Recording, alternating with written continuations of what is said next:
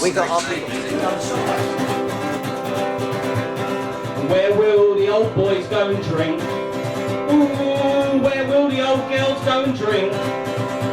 Where will they do their drinking, their vomiting and thinking? Where will the old folk go and drink? When will the last wave lick the shore?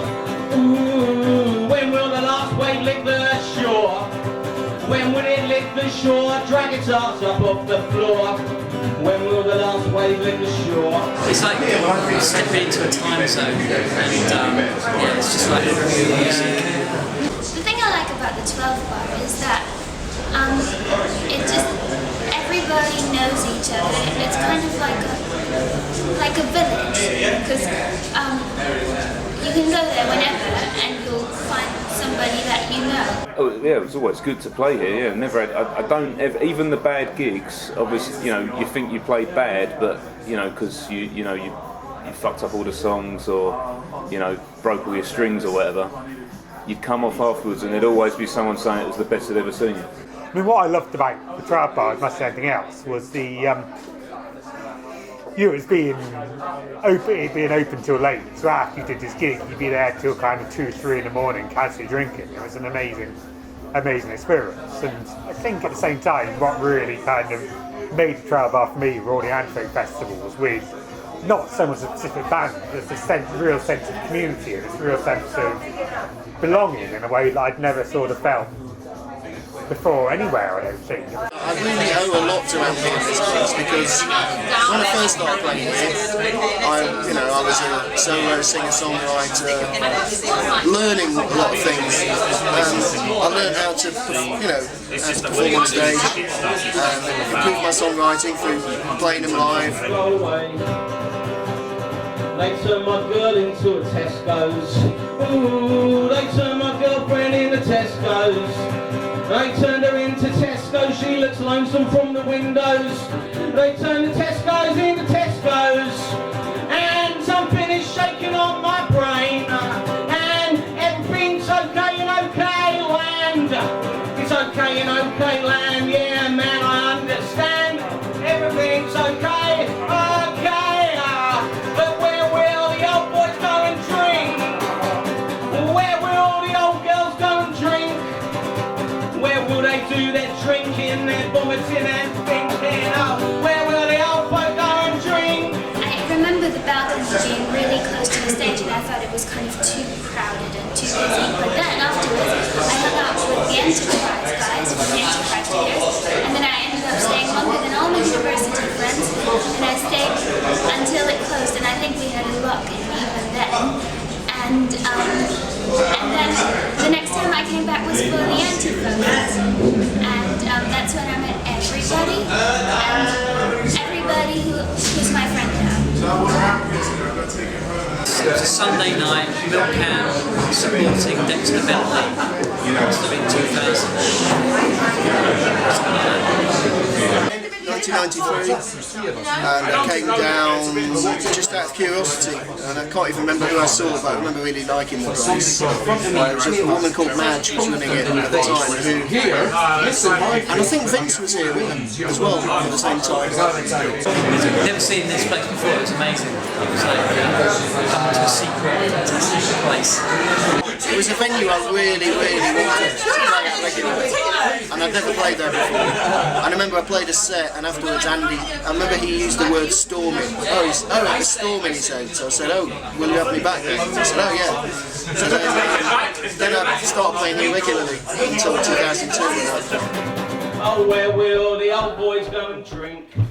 Ooh, where will the old girls go and drink? Where will they do their drinking, their vomiting and thinking?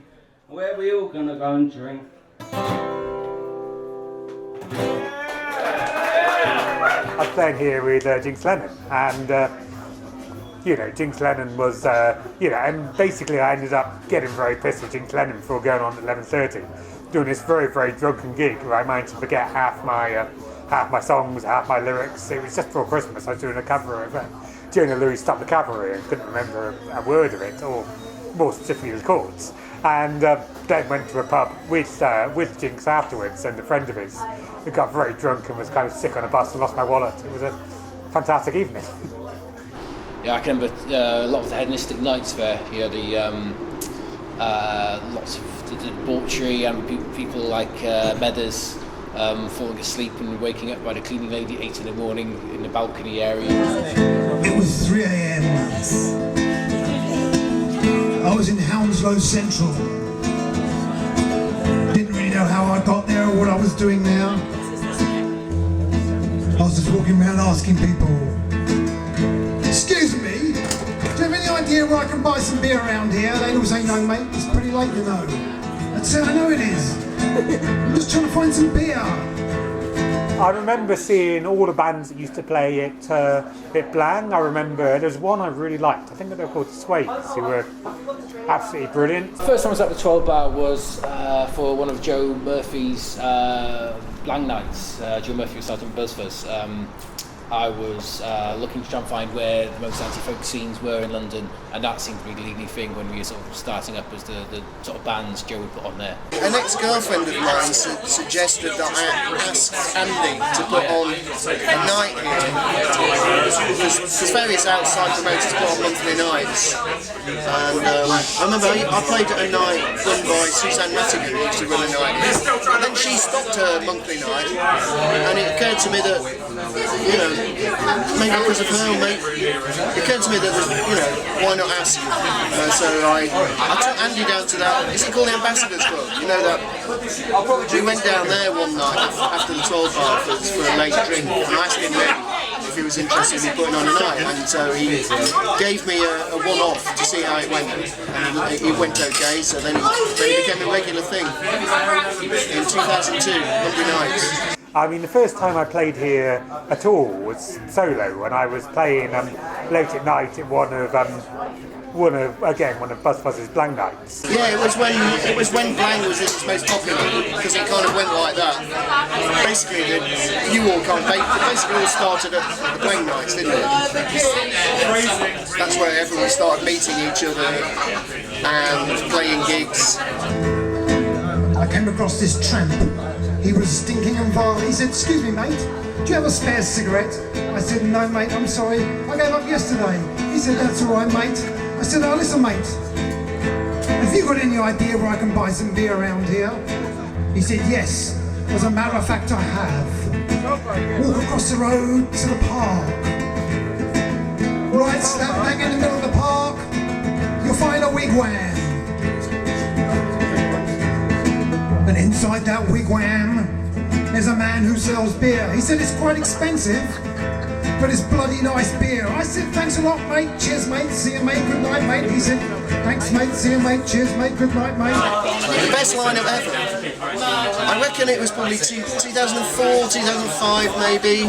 The lineup, apart from Buzzfuzz, was Major Matt Mason, USA, Latch, the Broken Family Band, and Misty's Big Adventure.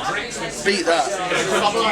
There was seeing John Otway here. That was amazing. I can remember one act where he did a 30-second keyboard song which is all about the Israeli-Palestinian conflict, which stuck in my mind.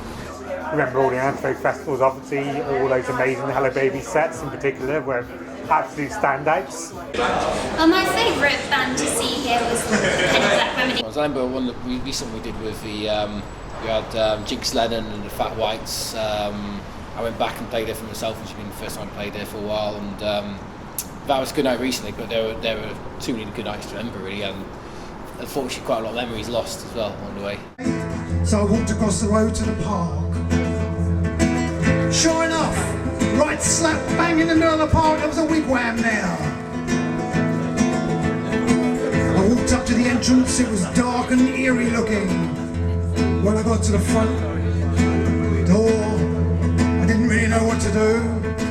You can't knock on a wigwam. I said, hello, hello, is there anybody in there? Hello, hello. Is there anybody there? Hello, hello, hello, hello. Well, I'm surprised I remember most of the times that I was here at the Antifolk Festivals, or like when Milkcan were doing the junk shop night, and also I think we played at their album launch here for the first record as well. I think that was here. So yeah, obviously quite messy nights, and obviously always great lineups on all of them. But your memories of the Antifolk Fest? Busy. Very busy. All the time. Interesting. And then when it went to like 2 days, and they were like around both nights. After 16 minutes, this bloke came up to the entrance. I said, I'm sorry to bother you, mate. Somebody said I could buy some beer from you.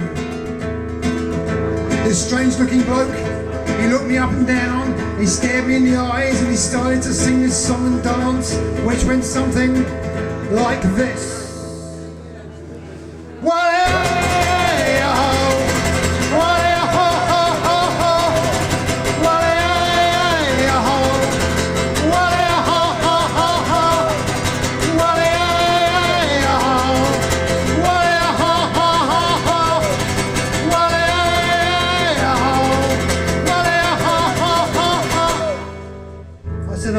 Cheers, mate. Was there any chance of that beer? There's the time when we had a guitarist who seemed to quite like to remove his clothes, and it ended up this very, very unfortunate picture, which may still be on the internet somewhere, where I had trousers on. I'd taken my shirt off, I had trousers on. I ended up somehow being pulled on top of him with just his guitar covering it. It looked like we're doing something we really, shouldn't be doing in public. That was that was an interesting one. There was this one occasion that I know. I think it was one of your Antifolk nights. Actually, it wasn't a milk can night. It was one of your ones. And yeah, we were on like the late slot, the midnight slot, or whatever it was, which we played quite regular, and we're usually all right with that. And obviously, as you know, we had we like to drink a lot, but this particular time we'd really gone for it. And as I said to you before, before we went on, Ewan, I think he actually got barred before we played, or almost barred.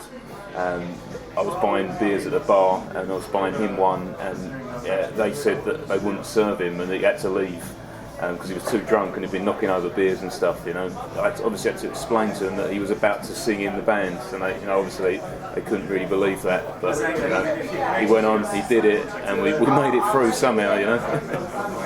There were also obviously the times when we had all the cuddly toys. And I remember you, Tom. I remember you sort of trying to. I'd wandered off stage somewhere, and you were trying to kind of hold things together, and talk and introduce the next song, whilst people pelted the cuddly toys at you, and that was an amazing gig. It was very intimate and small, so most of the time you play gigs, you stand off and get back. But there's nowhere to go to there. Basically forced to be smack bang in front, and had the weird 2 layers. So you're looking out and you see band people above you and below you when you're on the stage.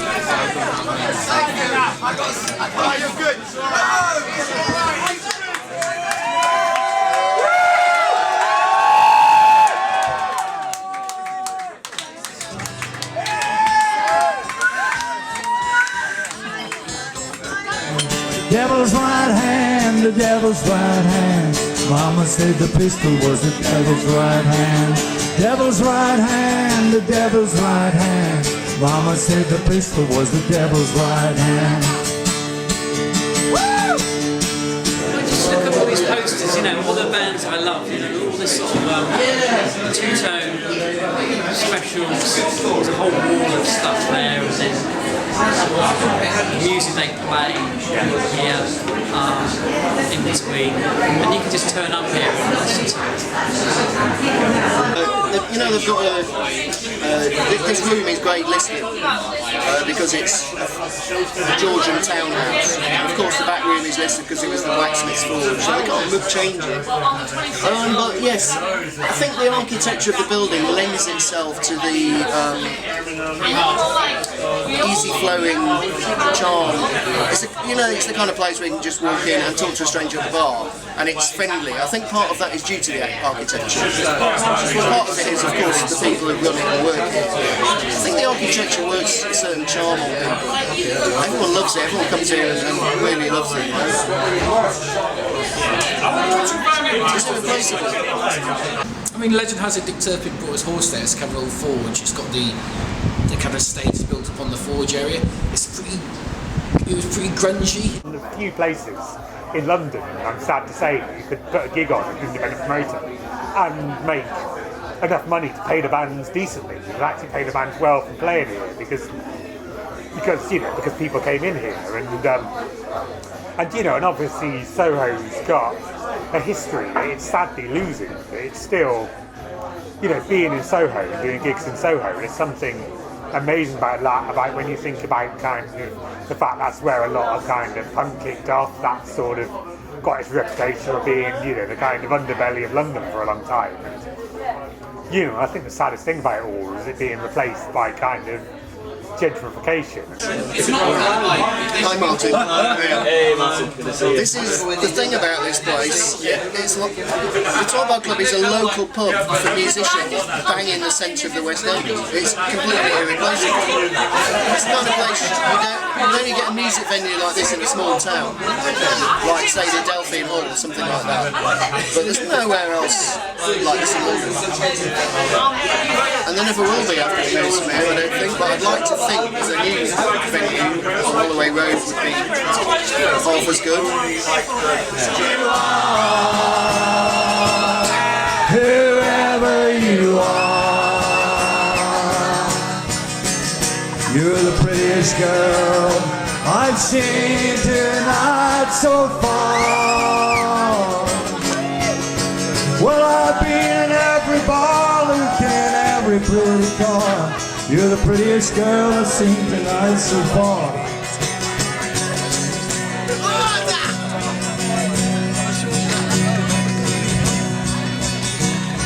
Taylor Lonesome told me that you had the flu, and it's kept you from kissing someone you've been missing, it's true. Well, I'm not a doctor, but I can see that you have been used, and I hope it's the last time you'll be in line with the blues. Everybody. Whoever you are, whoever you are, you're the prettiest girl I've seen tonight so far. Well, I've been in every bar, looked in every passing car. You're the prettiest girl I've seen tonight so far. At the end of the night, we're all talking about how big we are and how many steps it'll take you to get in my car. While we're bumbling, stumbling, waltzing away from the bar, somehow went apart, it didn't seem quite this far. Whoever you are, whoever you are, you're the prettiest boy I've seen tonight so far. Well, I've been in every bar, looked in every passing car. You're the prettiest girl I've seen tonight so far. Whoever you are, whoever you are, you're the prettiest girl I've seen tonight so far. Well, I've been in every bar, looked in every passing car. You're the prettiest girl I've seen tonight.